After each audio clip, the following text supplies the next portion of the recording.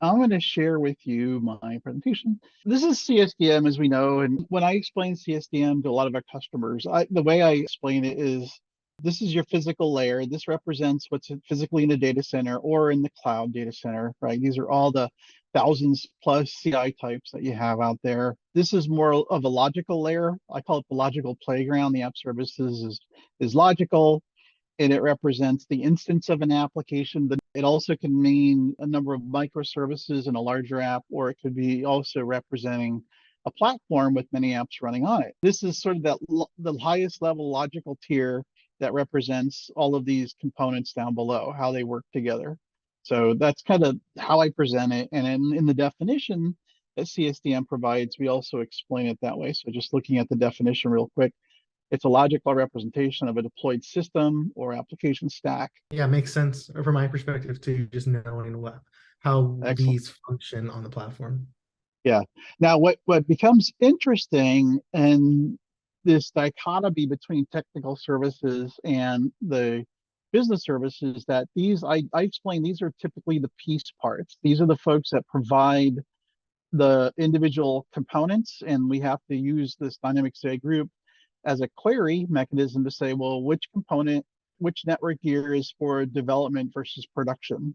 And a query would sort that out, and you would associate that with a different offering that has a different commitment, a different SLA, OLA.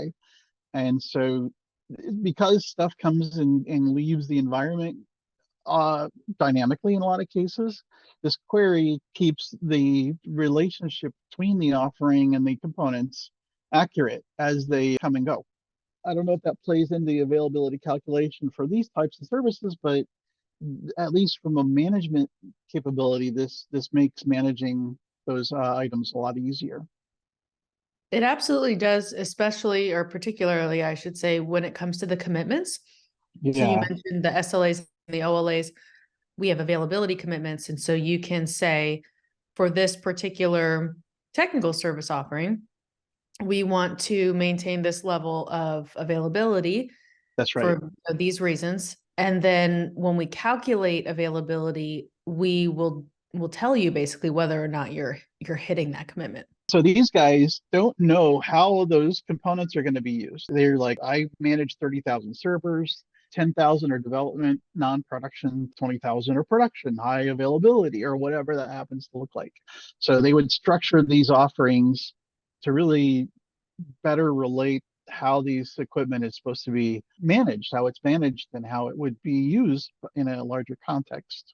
Yeah. The next tier up here from a technical service, this is more at the apps and platforms that are not used directly by the business. And a lot of times these are going to be services like LDAP. These would be a deployment of LDAP, or these could be managing VMware instances. So vCenter, for example, it's not used directly by the business, but it still needs to run. It still has a set of commitments at the offering level. And it does require, at a logical level, you to understand all these underlying things and how they're working together to make that thing work. So that's kind of where this comes in, and also represents platform. I often talk about ServiceNow in the context of our platform really doesn't do anything until you use the products on it. You start configuring it, you start providing access to features or buying new products and layering that on. In the structure of a platform, the app service represents a running platform instance, and then there's app services that represent the products running on it. We have examples that get into that. That's the next layer of technical services that I usually explain. And once you go through this and show some examples, people usually understand that.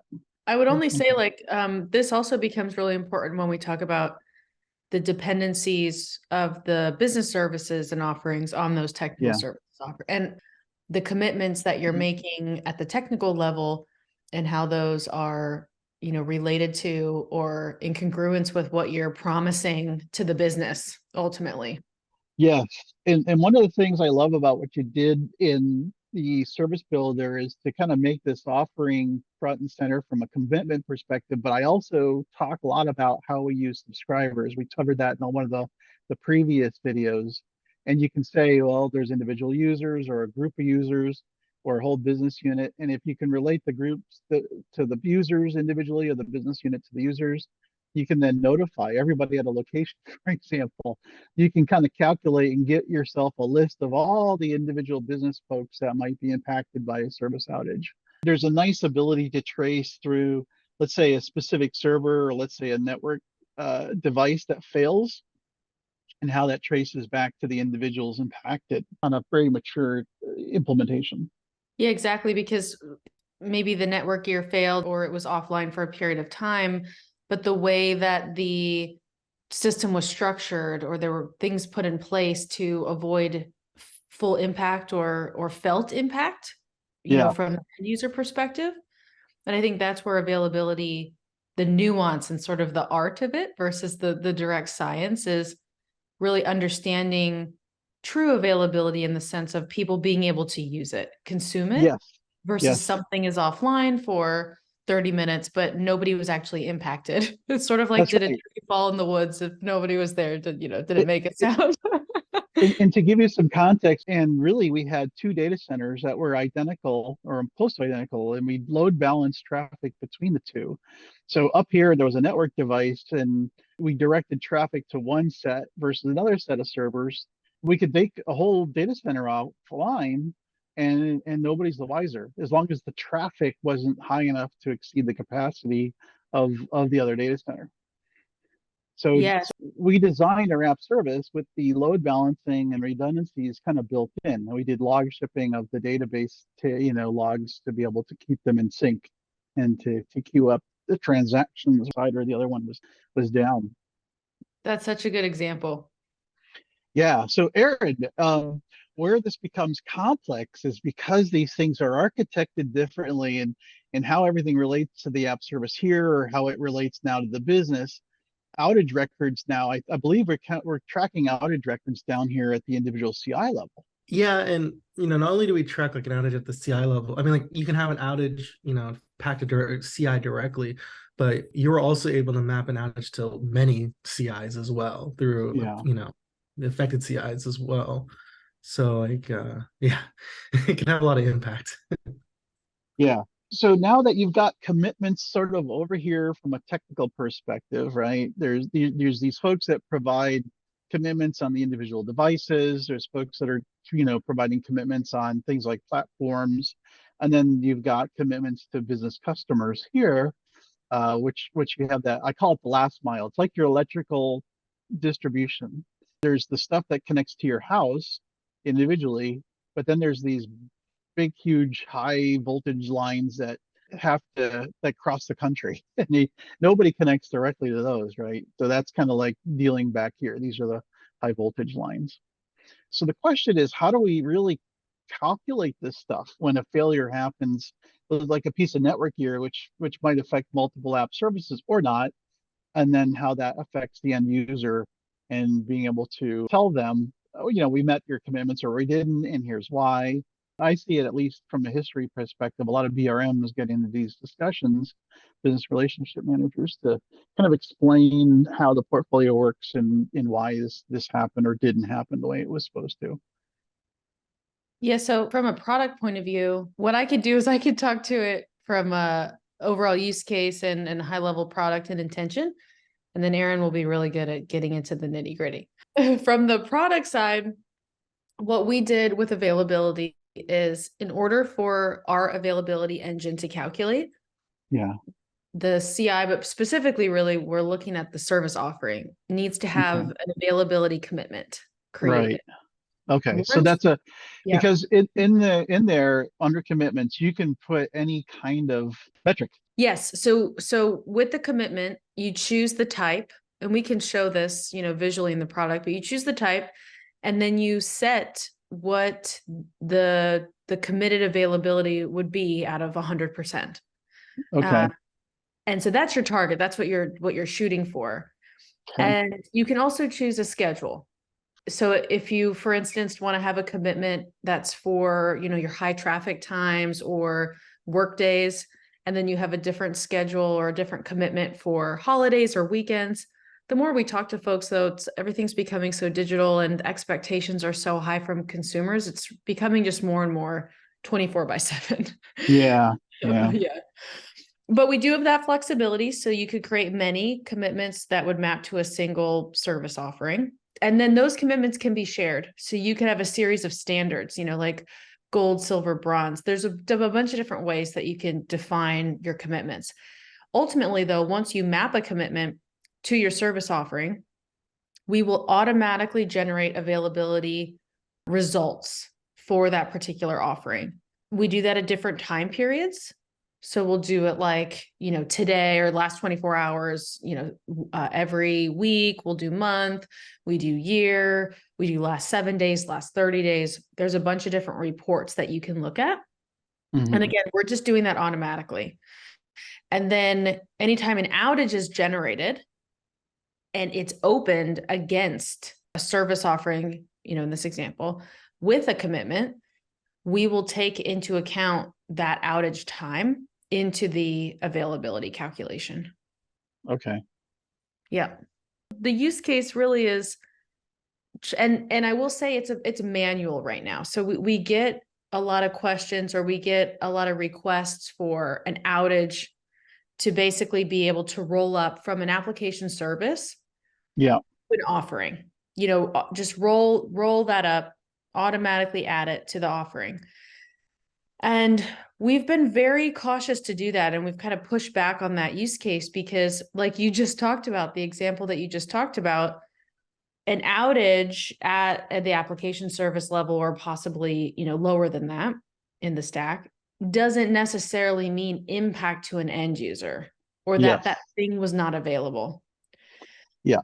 So there does have to be some sort of an assessment done, like Got it. When did it actually start? What was the level of impact? Who was actually impacted and for how long? And so kind of unfortunately, it's kind of a manual process and human assessment at this point. And so we really recommend that what you actually open or create an outage against, you think it through. Basically, it's not just kind of a broad brush, because that'll have, a lot of impacts to your results for availability. Right. Yeah. Right. I don't know if you work closely with the event management folks, but if you're monitoring these individual components, I don't know if they're creating outages and that comes into play. Those have to be evaluated to see if there really is an impact or not. And having a good CMDB helps, right? Having all this structure helps, but like you said, I don't know if you can completely automate. Right. Yeah, not yet. And just like you said, we really encourage the use of those event monitoring tools and using application monitoring, because that'll give you a much better sense of what's actually happening at the tech layer, especially when you want to do root cause analysis. Right. But when it comes to availability and how we think about it at that higher level, it really is more about availability to the person who needs to use it. And so my experience, and this is going into my APM days a little bit, but when you talk to the business about an idea to develop a new application and eventually a new service, right, that it provides, there's a different cost. There's a different cost of development and design for high availability versus low availability. Doesn't matter, right? I mean, there's a lot of ground up redundancy built into the whole thing, which costs a lot more. It's a lot more complicated. But of course, customers are happier because they would continue to operate without much of a hiccup. Yeah, that's such a good point, because that investment up front, right, ultimately, hopefully, will result in maybe immeasurable savings down the road.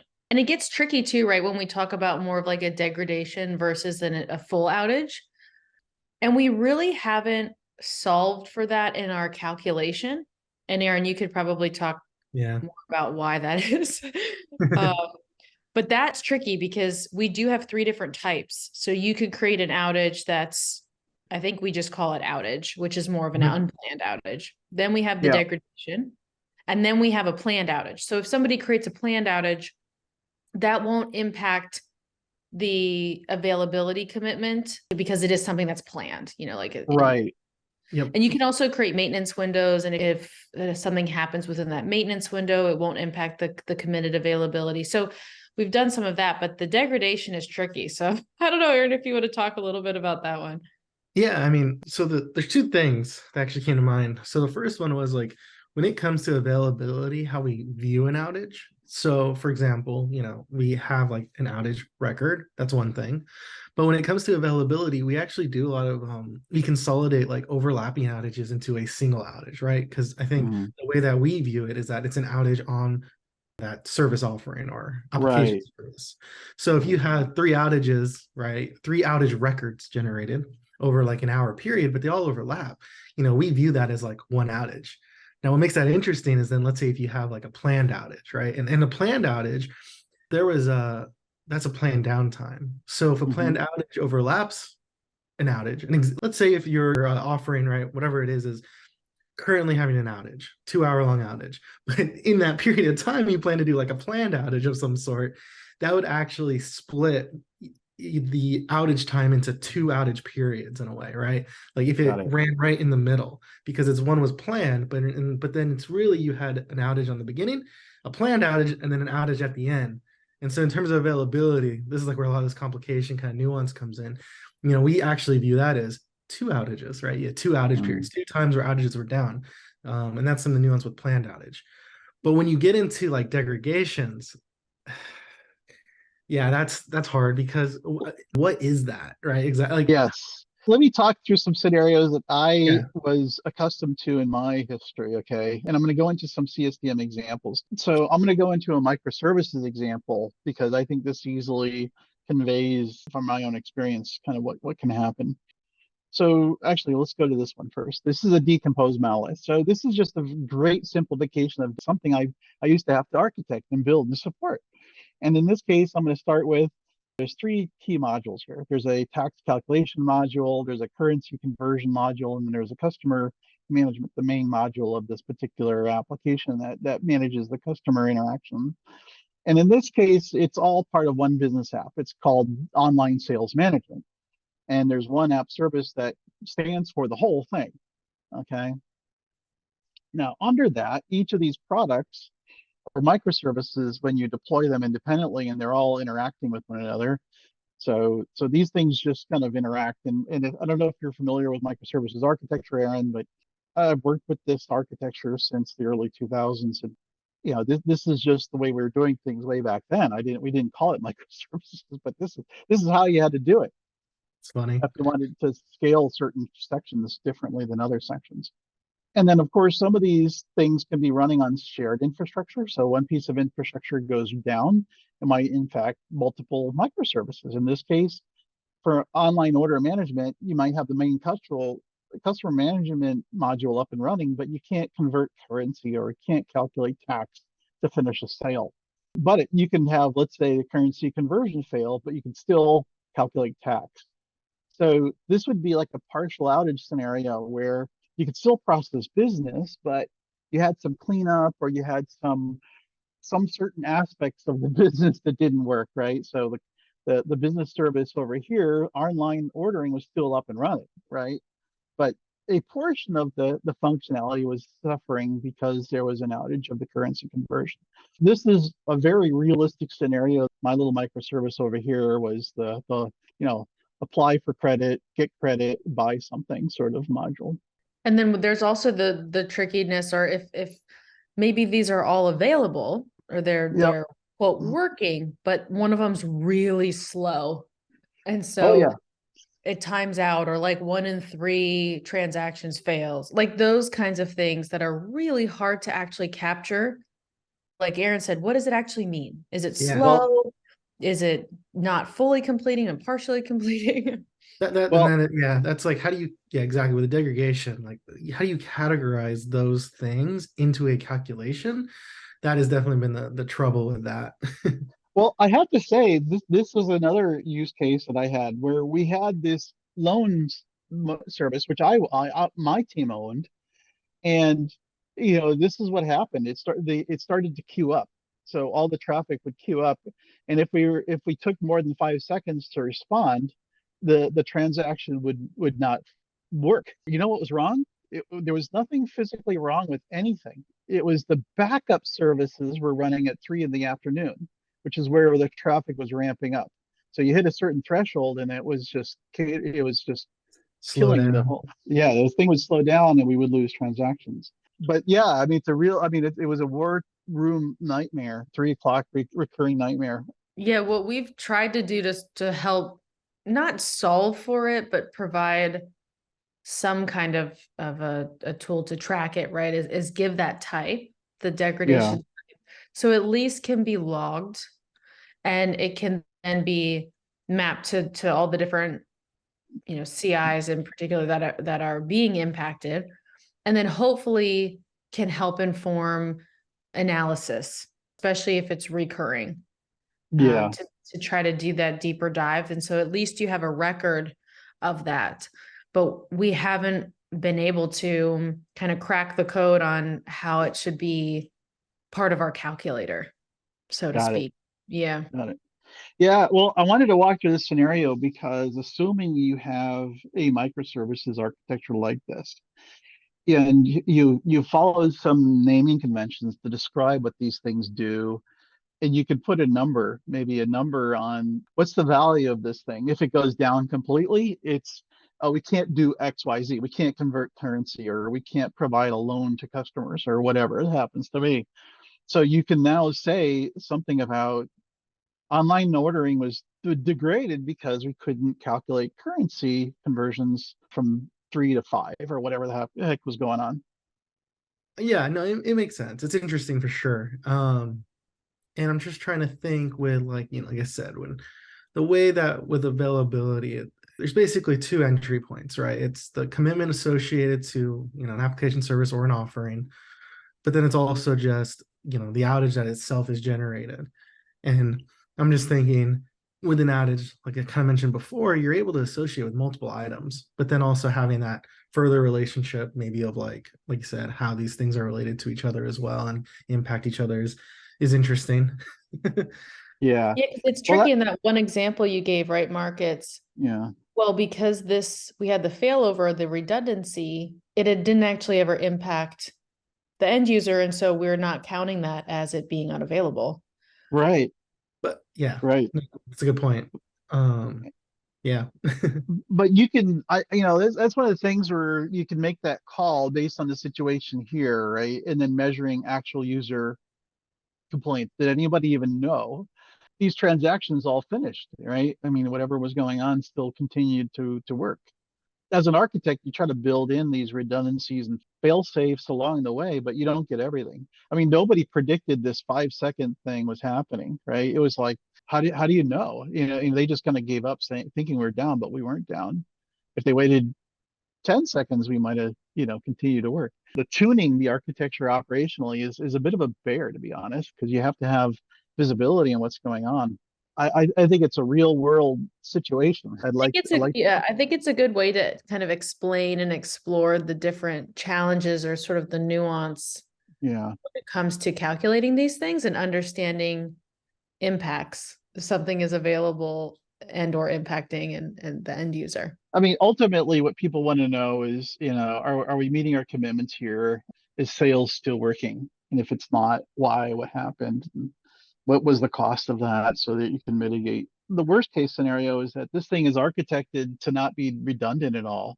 And if it goes down, the whole thing is kaput, right? So you got to look at your weakest links and then find those and act on them.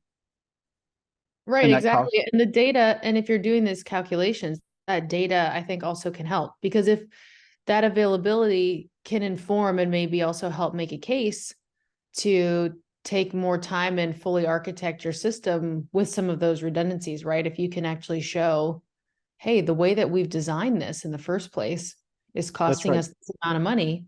And we can tell you that because of this availability calculation in, accordance with also the cost of it not being available, and then actually make improvements.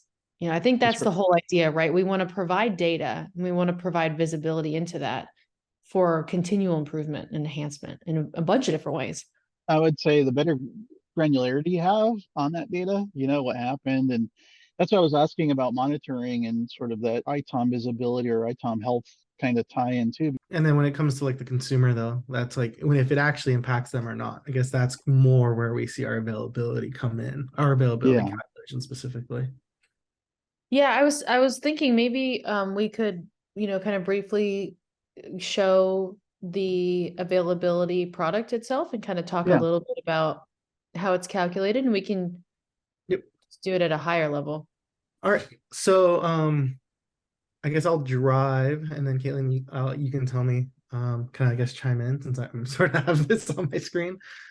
So first thing, looking at here, I just want to, since we're kind of going from this high level, kind of want to start there. So, we have in this like demo instance I have, we have our sample portfolio, and this is just a service portfolio. My world, this is kind of where everything begins, for at least like things I work on. We dig down to the 6 amino print, scan, fix. We have the service printing services, and then we finally get to kind of where the first step to this availability process begins, or where associating the availability begins. So we get to this first offering of personal printing. Sorry. All right, cool. So when looking at like an offering, we have the service commitment tab, and these are some, like I said, this is a demo instance, so there's already some service commitments associated with this, different types. I'm going to actually go in and create a new one. Sorry. Oh, okay, cool. It popped up. So in our case here, we'll just I'm going to name it some really basic, but 99% availability. This already exists on its demo data, but just create one for us. On top of that, I think Caitlin, you mentioned this earlier about the different types of commitments that you can associate.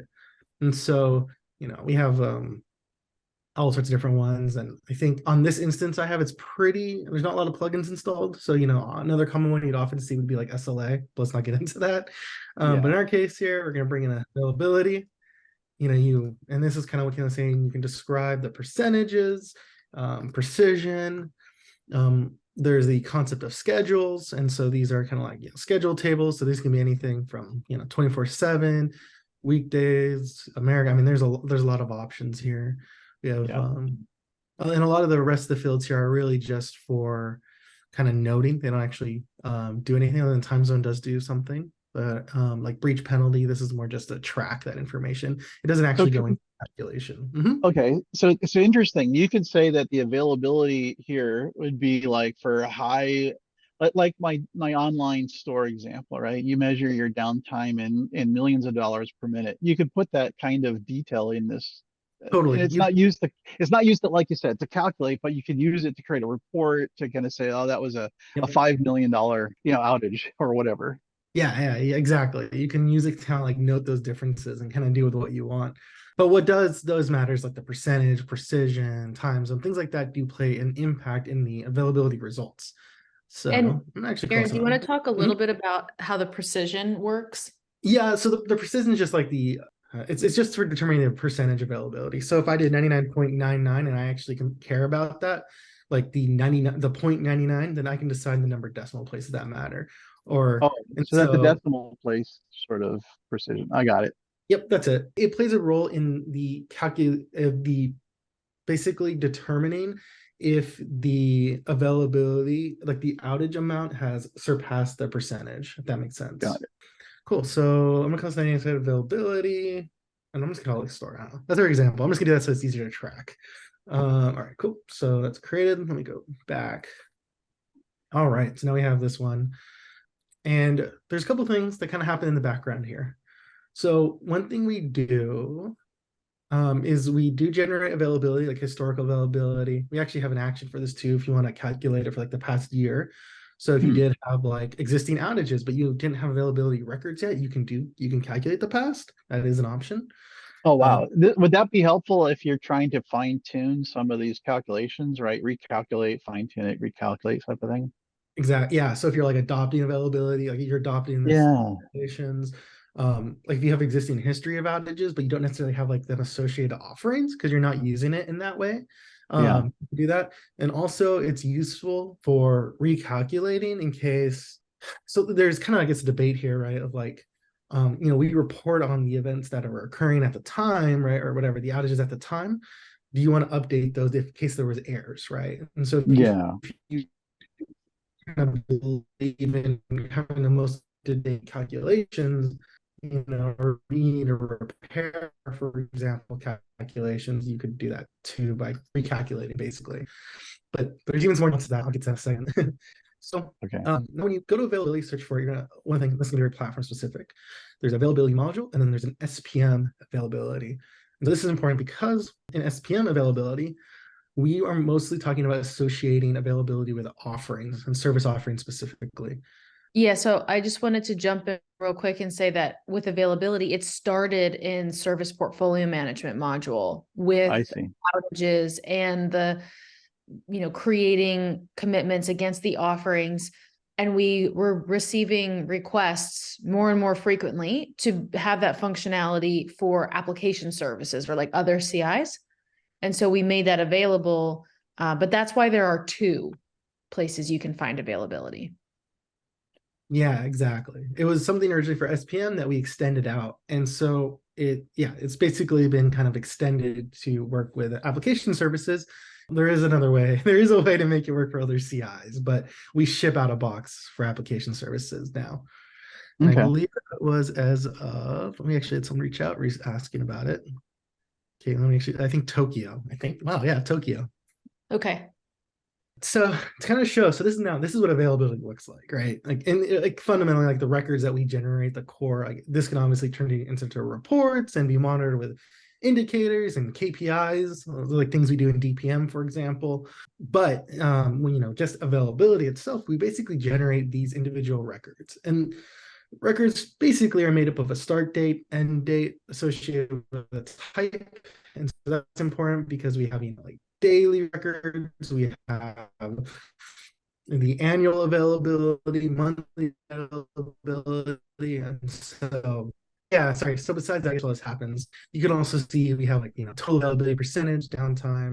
Yeah, so we can kind of see the breakdown here. So these are all the different types of records. So your annual records, your daily, your last 12 months. So we have like rolling. So any of these last ones are rolling values that are updated daily. And then we have our monthly. So the days of the month, and then the weeklies as well. And so these will get generated nightly. So now this is where kind of availability can maybe start, I would say, getting a little confusing, is when are these records generated? So the first one is, and we kind of saw here, when you associate a commitment to an offering for the first time, you will have kind of like a historic generation for the last year or so. We generate throughout all the records that would have happened. So that's one form of generation. Okay. The second time is we have a nightly job, a scheduled job, but there's basically a calculate availability schedule job that runs at midnight, kind of out of box, and that will calculate yesterday's data, right? So if it ran, so the one that ran today, January 3rd at 1 a.m. or so, would actually be calculating for January 2nd's data. And if it was at the end of the week or end of the month or end of the year, it would also generate the weekly, monthly data. Now, there's an asterisk to this too now, because with availability, up until one of our more recent releases, we would only calculate when the month would end or like the year would end.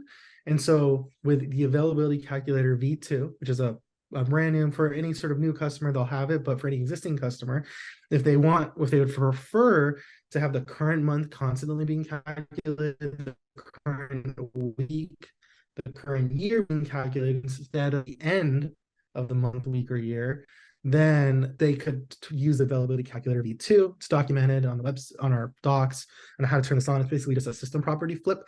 But that is kind of like a lot of the feedback we got was that customers prefer to actually have the ongoing monthly calculated. But in the previous version, we kind of believe that, you should only calculate it once the period's over, but people actually like having the ongoing. Got it. So availability calculations nightly, you'll see these records get generated, as well as the kind of the final case, and I'll show it here. And in this case, I guess this use case, we would say this outage, we have this field personal printing or configuration item, and we associate it with the personal printing directly. If you were to register outage in that way, I'll just say, typically people will just like start their outage, and maybe I should do that, but I'm not going to do that actually. I'm to make this for easier to understand.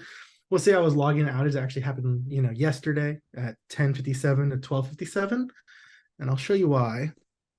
But obviously, most cases here, would probably be, you would create the outage, and a period of time would go on, and then you would put the end date and then hit submit.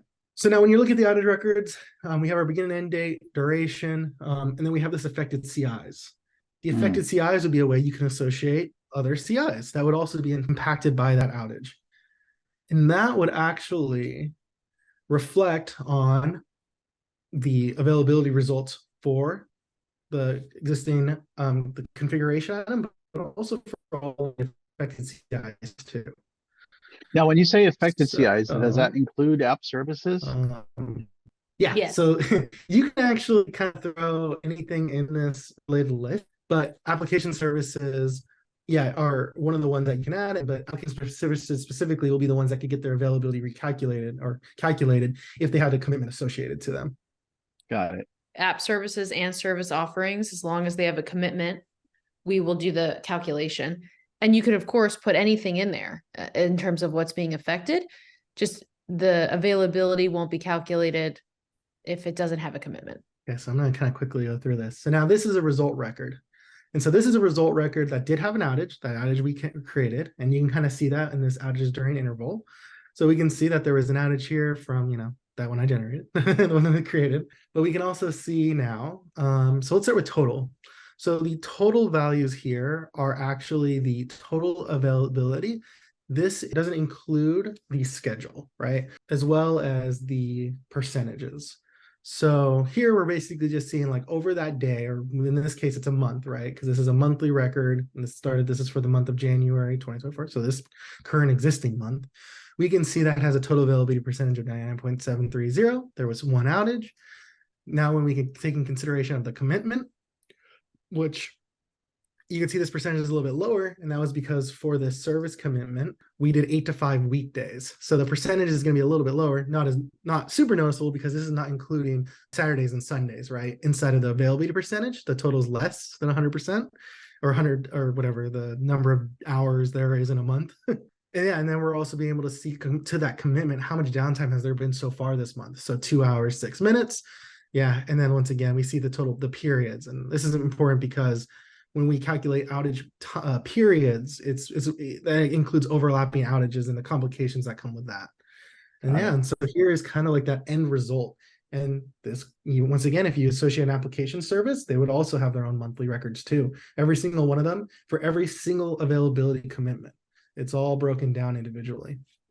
Got it. For the customers that are using this, are they really getting into these numbers at this level, and how are they using it? Just very curious what your feedback has been, what your experience.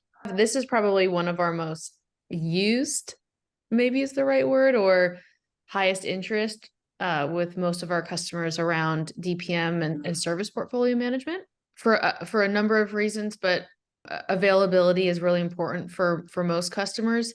And so we get a ton of cases, we get a lot of questions, and it's probably also one of our most confusing features. So the customers are really getting into the details. We have a lot of like sessions around between periods, if an outage occurs in one period of time and it overlaps in a second period of time, or challenges around time zones and calculating availability in various time zones. There's a lot of nuance and there's a lot of specific customer requirements. A lot of them are doing it manually or using a different tool. And so moving over into ServiceNow and getting that visibility and getting this working for them and making sure that they're getting the right numbers, that's matching how they're calculating in other places. So I would say with a fine-tooth comb. Yeah. Yeah, I could definitely see that. There's a lot of moving parts here. You got to get them all right. Mm-hmm. Yeah, and from like kind of a support standpoint, and the people who do use this, the customers that do use this, I mean, they rely on understanding the numbers and the numbers being very accurate. So that's a very important part for us, is to one, understand why this commitment availability percentage is less than total availability percentage, because right, it's 99%. It should be the same, but making those details clean or clear, and the differences between all these values, because sometimes things don't look like they line up, but there's usually that nuance and explanation that can help clear that up for customers and users. Right. And then of course, tracing that to actually the data that's in the details and maybe explaining it, to somebody. Yeah. I'm curious, why is this so important for those customers? Are they being held accountable? Is this penalty real for them? Yeah, so I'll say either yes, like working with vendors or working with other teams, Yeah, or also being able to report back to the business. So just like you talked about being able to quantify and more businesses kind of requiring that transparency and that reporting. So many customers that I talk to when they start with like digital portfolio management, for example, they start with their service portfolio and the availability. got it. Maybe you could just jump into DPM real quick and just show. So one of the things that we've done is, there, like Aaron said, you can create a bunch of different reports using this data to get Yeah, exactly what you need. But we do provide some basic out-of-box reporting and digital portfolio management for the service portfolios, kind of showing how availability is rolled up at each level of like from the offering to the service, from the service to the taxonomy node, all the way up to the top. So it's a really great way for customers to like drill down through the portfolio to see where there may be like dips in availability in particular. right. Could you aggregate these numbers at the portfolio level, right? So Yeah. And then be Yeah. able to like drill all the way to the outage record, oh, and neat. be able to see the trends, and it's like kind of progressive disclosure. So we do provide that out of box, like I said, but then there's a lot of different things that customers can do, with reports on that data to get exactly what they're looking for.